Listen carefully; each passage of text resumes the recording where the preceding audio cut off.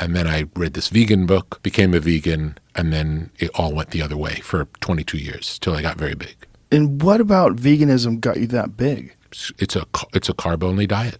It's just carbs. So just to be clear, after Joe Rogan asked Rick, what about veganism got you so big? He said, it's a carb-only diet, and then went on to say that he consumed things like tofu, which is not only carbs. The contradiction here should be obvious. Hey guys, what is going on?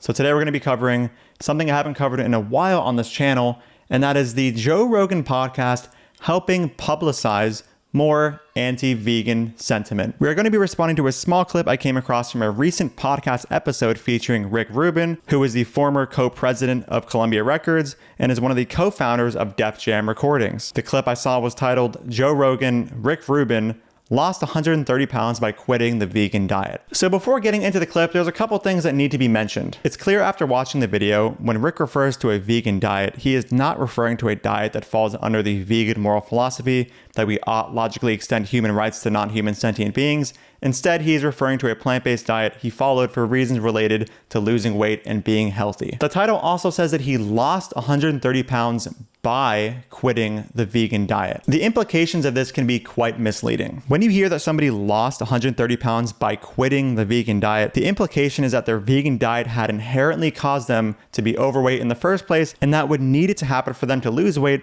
was the abandonment of the vegan diet. This, of course, is not true. One can be simply overeating calories on one permutation of a vegan diet and switch to a less calorie-dense permutation of a vegan diet and end up losing weight. One can also eat a permutation of a non-vegan diet that puts them in a calorie surplus, leading to excessive weight gain, and then consume a permutation of a vegan diet that puts them in a calorie deficit, which leads to weight loss. Would it be accurate in this case to say that this person had lost weight by quitting a non-vegan diet? Technically, yes, but if we want to refer to what happened in a way which most accurately represents the actual cause of the weight loss, we would say this person lost weight by going from consuming a calorie surplus to consuming a calorie deficit, because this deficit could have been reached on a non-vegan diet too and would have resulted in similar weight loss. When you instead advertise your weight loss in saying, I lost 130 pounds by quitting diet X, which can be represented in infinite permutations, you implicitly suggest that diet X was inherently the cause of your weight gain and inability to lose the weight in the first place, and that any other permutation of diet X could not have resulted in the weight loss. And of course, this isn't true. All right, let's watch the actual video. And then I read this vegan book, became a vegan, and then it all went the other way for 22 years till I got very big. And what about veganism got you that big? It's a carb-only diet. It's just carbs. But were you eating vegetables or were you eating pizza? Like what were you? Vegetables, pizza, whatever they serve in the vegetarian restaurant. They would serve like it'd be like a tofu steak with a gluten brown sauce, super unhealthy stuff, but I didn't know.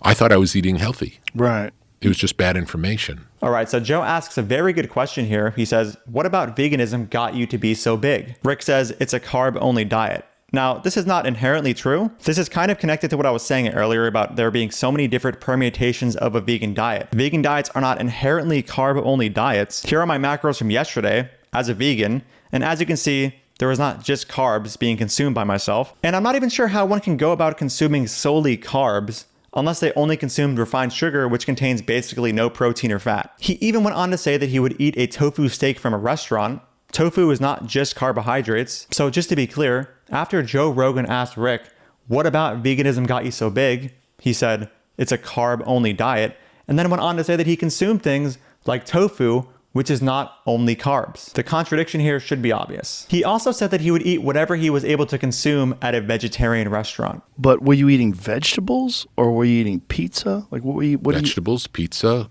whatever they serve in the vegetarian restaurant. It sounds from this that he was primarily or just largely eating foods at restaurants. And restaurants are quite known to provide very calorie-dense foods. I mean, this is one of the reasons restaurants are known for providing hyper-palatable food in the first place. Very good tasting food tends to be very calorie dense. So at this point, it seems like the permutation of a vegan diet which Rick was consuming was largely from restaurants. It is no surprise that Rick struggled to lose weight if he was only consuming foods from restaurants. It seems like he was under the false impression that if a food he ate was vegan, it would therefore be health promoting or help with weight loss, which of course is not necessarily true. Let's continue. It's hard being a vegan. It was hard being a vegan, harder to be a vegan then when nobody was a vegan.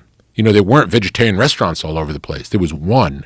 There was Real Food Daily. It was the only place you could eat. So it seems like Real Food Daily was the main restaurant he was consuming food at. And remember what we said before, he may have been only consuming food from this restaurant. Now, although I don't have access to what Real Food Daily's menu was back in the day, let's have a look at their menu today and see if these foods are more or less likely to be extremely calorie dense and not in favor of weight loss. They have a soup of the day. Seems not to be the most calorie dense.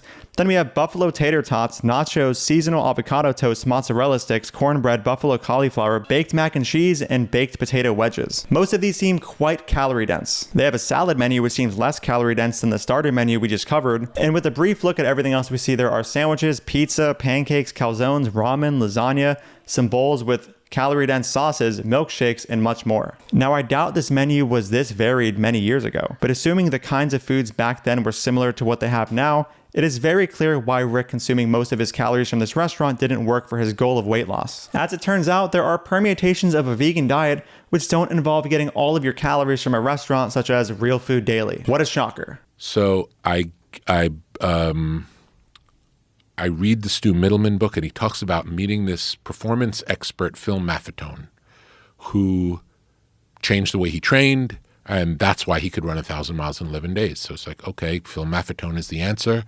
I email Phil Maffetone. I want to become your patient. And he said he just retired, gave up his medical practice and isn't doing that anymore. And he gave up doing medicine to pursue his dream of being a songwriter. And I said, well, I work in music. Maybe you can mentor me with my health and fitness, and I'll help you with your songs.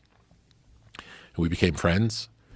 And he started treating me. He very much wanted me to eat animal protein, which I wouldn't do because I was a vegan. He got me to eat fish and eggs to get animal protein, neither of which I liked at any point in my life. Growing up, I didn't eat eggs, and I never liked fish.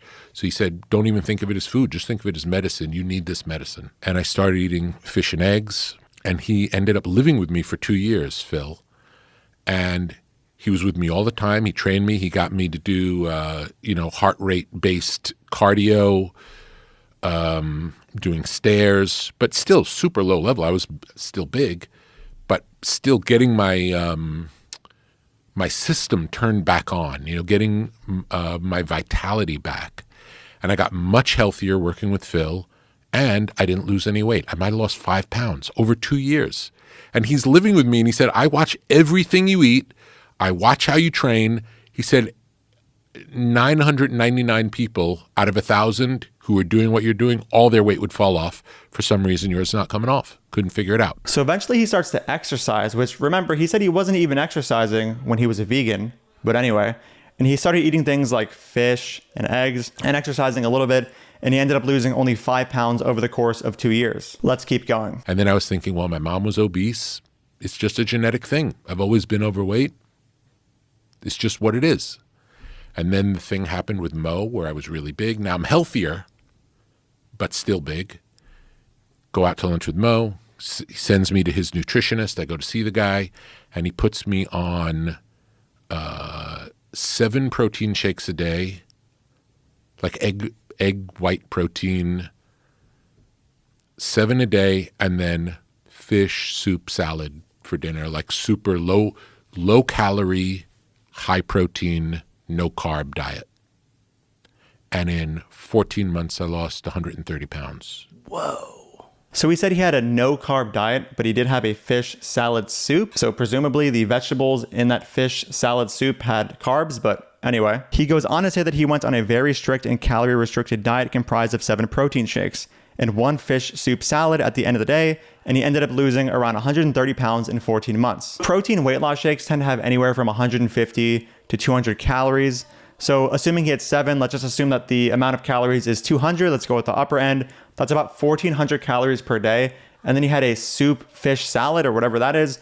Let's assume that was around 300 calories because he said it was very low in calories overall. So we have about 1,700 calories being consumed daily. This is clearly a very large deficit, especially for somebody who is exercising and somebody who weighs hundreds and hundreds of pounds. I think he said he was like in the 300s at some point. What happened here is that he just entered a calorie deficit. And as discussed earlier, it wasn't veganism per se that caused his weight loss or prevented him from losing weight. If he had a very restrictive and low calorie vegan diet as opposed to one comprised of back-to-back restaurant food, it's very likely he would have seen similar results. I just take so much issue with videos like this and videos that are titled like this who make it seem like veganism as a whole is this problematic thing and, veganism caused my weight gain, when in reality, it's just consuming a permutation of a vegan diet that's putting you in a calorie surplus.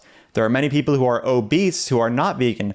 This doesn't mean that a non-vegan diet or an omnivorous diet per se causes you to gain weight or be obese. It just means that there are versions or permutations of a non-vegan diet that contain a calorie surplus. Same thing applies to a vegan diet. And many people who don't know about nutrition are gonna watch this video and be like, I guess a vegan diet is just gonna make me gain weight because of all the carbs, even though, again, vegan diets are not just carbs, number one. Number two, there are keto-based versions of vegan diets that are lower in carb and higher in fat and protein.